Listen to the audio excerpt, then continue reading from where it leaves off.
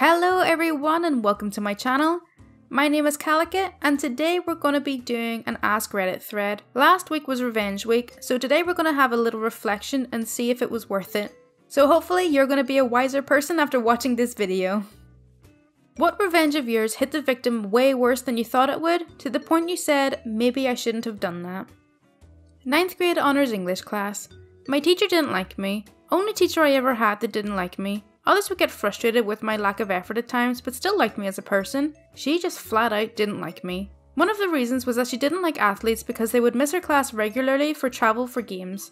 And I played 3 sports, so I was missing a good bit. Now, I was also missing for academic stuff like math and science competitions and quiz bowl tournaments, but she was particularly bothered about missing for sports.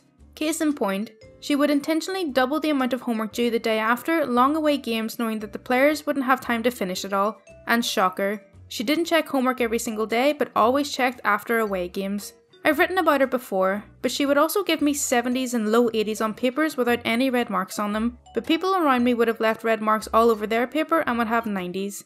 After one particularly low grade on an assignment that I knew I had actually done really well on, I inquired about it. Her exact response was that I was only doing 70% of my ultimate capability and the others were doing 90% of theirs. So I specifically asked, does that mean my paper can be better than someone else's but be 20 plus points lower? And she said yes. And to show this wasn't just me misunderstanding things, she recommended me for an advanced writing class a year earlier than students were supposed to be able to take it. So if those 2 things weren't bad enough, she gave us an opportunity for extra credit toward the end of the year. We had to go to a local college's rendition of Antigone, write a 2,500 word paper on it and tie it into what we discussed in class of the play, and also turn in our ticket and playbill. It was due on a Monday, and the play was only going on Friday to Sunday, so there was no way to turn it in ahead of time. But I was going to miss class that Monday all day for an academic competition, representing the school, and it was the biggest one of the year. Like, had to place top 10 in a previous competition to qualify, so it's obviously an excused absence. I told her for an entire week prior to the play that I was going to miss on Monday, and she told me multiple times to turn it in first thing Tuesday morning. So I go to the play, write the paper, go to the academic competition on Monday and place first in one category and second in another. And then Tuesday morning before basketball workouts at 7 AM, I go to her room to turn in the assignment. She refuses to take it because it's late, and she didn't recall ever suggesting that I could turn it in on Tuesday. She told me 4 times. Her reasoning: 1. Another student that missed for the competition was able to turn it in, but that student lived across the street from the school. I lived 20 minutes away and couldn't drive. 2. My mom was a teacher at the school, so I could have just sent it in with her, except I had been told to turn it in on Tuesday, so there was no reason for me to think to have my mom turn in my assignment for me. Plus, she has her own students and classes to worry about.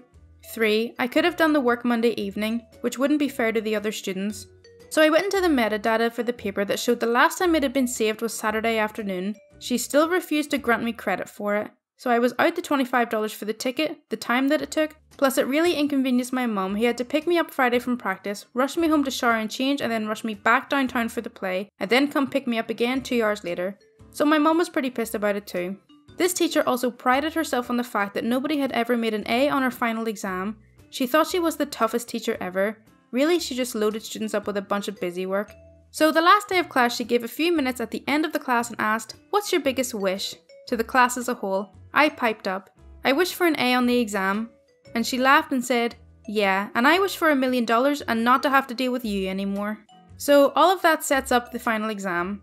It's 100 questions and then a 5-point bonus question that asks those generic, what was your favourite part of the class, what did you learn, etc. We got 2 hours to take the exam, and students that finished early had to wait until 1 hour was up, so that there was just 1 point of people getting up and leaving rather than being distracting throughout. So I finished the 100 questions in about 20 minutes. So I spent the remaining part of the hour just blasting her in a bonus question. I said that I'm not sure I learned anything and pointed to her never making any comments on how to improve my writing. I said my favourite part of the class was it finally being over and not having to deal with her crap anymore, and brought up a number of other little things that happened on top of that mentioned above. And I said that she was by far the worst teacher I had ever had and that the school is worse off with her teaching the entire 9th grade. The bell rings for the hour and I'm the only person out of the entire 110 students to leave at the hour mark. Now, on exam days, the teacher doesn't proctor their own exam, so they are available to answer questions or if the classes are split among different rooms. So I have to wait for my mum to finish proctoring a different exam, so I'm just sitting out in Breezeway. The teacher finds me, holding my exam, with tears in his eyes and tells me to meet her in the principal's office. She then storms off, so I head over. As I'm waiting there, I recount what happened to the soccer coach who is sitting there because he made some comment about "surprised to see you sent in here." Eventually she comes back with my mum, who she pulled out of proctoring an exam, and we all go in to see the principal. She's crying, screaming, literally choking every minute or so. After about 45 minutes of me spilling everything I'd gone through that year, all things I'd already vented to my mum about plenty of times, the principal finally looks at her and goes, "How much was the question worth?" She said 5 bonus points. And he says, "Then just don't give them the bonus points." So I made a 98 on the final instead of 103. Missed 2 questions, every other student got the bonus points, and the next highest grade was an 81. Thinking she would get the last laugh, I noticed a few days before grades were due that one of my assignments from the second week of class all the way back in August had been dropped 10 points. My final grade ended up being a 94.4, which was a B at the time, but I couldn't prove that she had altered my grade. I just had them all in a spreadsheet to determine my grade ahead of time. Should have been a 95.2, but nothing that would prove anything, since I could have just typed it wrong, but I didn't. The summer after, the school decided to change to a 10-point scale, and so 90 plus was an A, so my B became an A. She also had to have her homework assignments each week signed off by the department chair, and she had to start accepting assignments via email. 2 years later she was fired after other students started having real issues with her. Prior to me, the administration just thought it was a case of students complaining about the hard teacher. Still think she deserved every bit of it, but I certainly didn't think it would set in motion her getting fired. Though again, she deserved it. Hopefully people are still reading. She sucked. In elementary school, there was a bully kid who would make fun of me. I had a bad bowl cut and was pretty small, so it wasn't surprising. Me and my friends usually just ignored him. Anyway, one day this kid from Brazil moved into the house next to mine. He was a year older. We used to play soccer together every day after school. I mentioned to him once that this kid would call me names, and usually while walking home from school would follow behind me, taunting me. One day I'm leaving school and this kid is slowly going behind me on his bike shouting stuff. Just dumb kid stuff, you know? Brazil kid comes out of nowhere, knocks the kid off his bike and just starts beating him. Bully is on the grass crying and bleeding. Brazil kid grabs the bike and gives it to me. "You can keep this," and then walks away. I didn't know what to do. I just laid the bike next to the kid and walked home. He wasn't at school for like a week. Later in life I found that kid had a really crappy home situation with abusive parents. I was 10 at the time. Always felt bad for that. Quit bullying me though.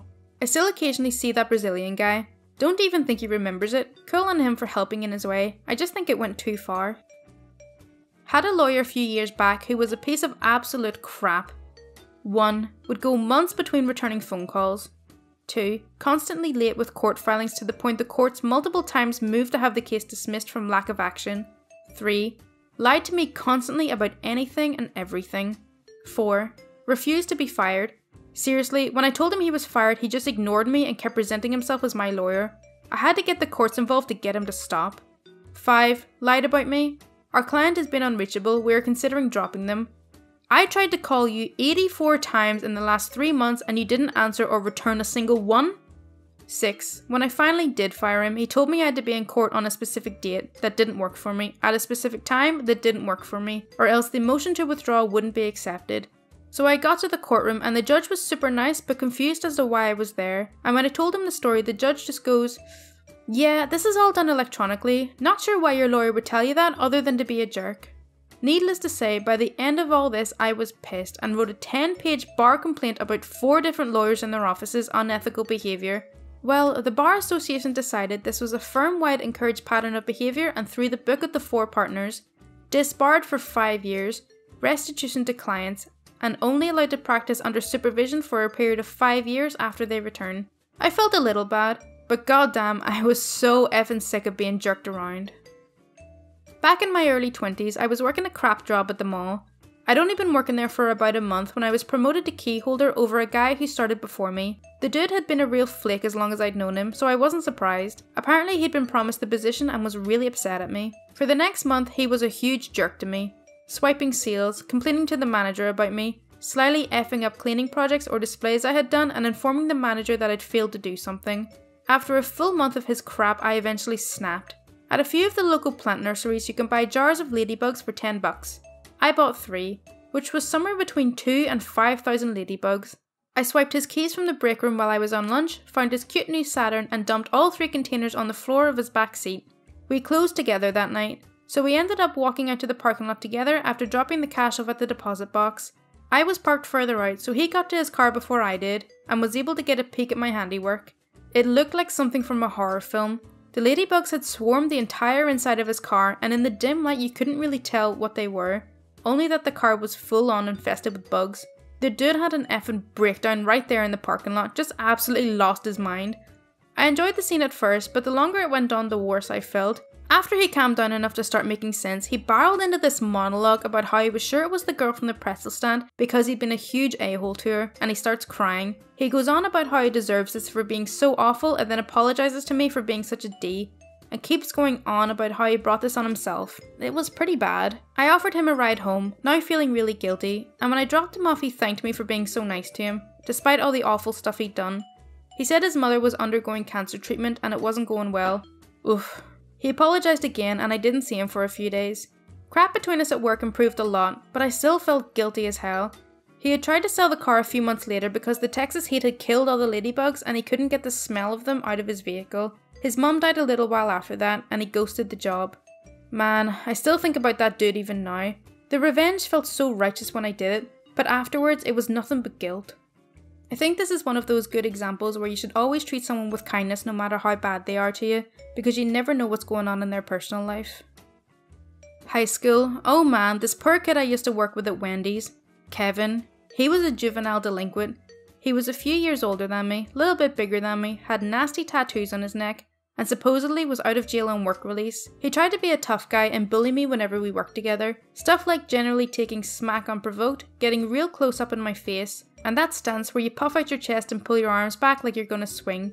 The most irritating was when he would walk right up in my face, then flinch like he was gonna throw a punch at me, and then just laugh and say some rude crap. I got along with just about everyone at work, and he did somewhat, but we just did not fit together. One day, the exchanges between us were so apparent and obviously stressed, everyone working was talking about me fighting him. I dispelled these rumours as I wanted to keep my job, but my destiny on this day said otherwise. First was the backdoor incident. The store had a large back door with a peephole in it, and it could only be opened from the inside. There was a buzzer outside that employees would push if they wanted back in. Well, Kevin was locked outside, and his patience while awaiting his re-entry had run out. Instead of tapping the buzzer, this guy was mashing it and holding it down while everyone inside went nuts. We were all busy, and I was running to the back to grab some heavy boxes. Holding these boxes, I was going to open the back door while I walked past. I tried to push on the door, but it wouldn't open. I leaned into it, but couldn't push more because of all the boxes I was holding. I was in a hurry, so I yelled, "Get back, I'm going to kick the door." He did not hear me over the loud, constant buzzing. I gave that door a swift "this is Sparta" kick, and it opened about 3 inches, then bounced closed again. What the hell? I kicked it again and it opened, revealing a bashed and somewhat upset Kevin. He had been trying to look in the peephole when I kicked the door. I had just broken the crap out of his nose. Like the tip was almost touching his cheek, bright red, purple, swollen eyes, broken. He was pissed. Immediately I started apologising and backing away from him, but he came at me like a rabid monkey. Quickly we were surrounded by employees and separated. I was told to go up front and manage fries and to knock him into the back part of the store until Kevin left to go to the hospital. Then the final event, less than 10 minutes later. I was working the fries, which entails grabbing a metal basket out of boiling hot oil and dumping the fresh fries into an adjacent tray. I was doing this and everyone around me was talking about how I just broke Kevin's face. On his way leaving our store for the hospital, he decided to come right up to me again and try to instigate a fight while I was dumping some fresh fries. Kevin pulled his signature move of flinching at me like he was going to throw a punch. I retaliated by returning my own flinch with the basket I was holding. I didn't actually hit him with an incredibly hot fry basket, but I forgot about the boiling hot oil still clinging to the basket. When I flinched at him and shook the basket, tiny flaming hot drops of grease splattered his face and neck. I had just broken his nose on accident, then threw boiling hot oil on his face on accident. Instant fight, on the ground. I'm a wrestler, so his freshly broken and burned nose was just smashed and wiped across a dirty floor for a few seconds before it was broken up. He was an absolute mess. He left for the hospital and I got sent home. That was it. No charges, no questions from my manager after. No more being scheduled with Kevin. Not even any paperwork about 2 vicious assaults and fights in the same day. I felt really bad, but simultaneously kinda justified. Both incidents were honest accidents, which could have easily been avoided if he wasn't such a jerk. I still felt like the outcome was worse than reasonable. When I was a kid, I was at a local river, a great swimming spot lots of people came to. My friend pushes me in the river and naturally I came up sputtering and a little red in the face, but it was all in good fun. For the rest of the day I planned to get her back, waiting for my opportunity to push her in until she was at the edge of the river drying off. I pushed her. But her flailing and the slippery nature of the rock she was on made her slip on the spot, and instead of just splashing into the water, she landed on her back hitting the rocks hard and then fell into the water. She was winded, but thankfully otherwise unharmed. Our parents were furious at me, and I just spent the few seconds it took to get her out, felt like a lot longer to me, just hoping I hadn't broken her back or something. 2 out of 10 revenge, would not do again. Edit. Wow, this really blew up. I hope we have all learned not to push people into pools and other bodies of water. Some girl hit my car in a hit and run. There was a witness to the crime, so the police were able to track her down. When I was asked if I wanted to press charges, I went for it. It turns out she had no license or insurance. She kept trying to fight the charges, but wound up getting sued by my insurance, having to pay me restitution via the court system and 4 separate charges between all her crimes, all of which included a decent fine. She was some 18-year-old single mum. I felt super bad by the end of it. Edit to add details. The damage wasn't significant. There was a small dent and a large scratch. It was all cosmetic damage. My deductible was small, but the total bill to my insurance was about $3,000. My car is over 10 years old, and had some other scratches already.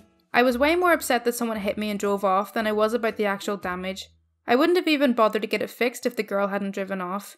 My pursuing her and pressing charges was 100% fueled by revenge, and her life got pretty messed up from it. Yeah, what she did wasn't right, but I can empathise with her being a scared 18-year-old who made a bad choice while caught up in the moment. Also, I'm not justifying her behaviour because she has a kid, but it does make me feel bad for her. Being a single parent, as a woman or a man, is a really expensive thing, and having a bunch of fees on top of that financial burden has got to suck. Okay, so that's all for our Ask Reddit thread on After Revenge. I really hope you enjoyed it. As always, if you do want to see more content like this, then please do subscribe. Thank you so much for watching. Bye!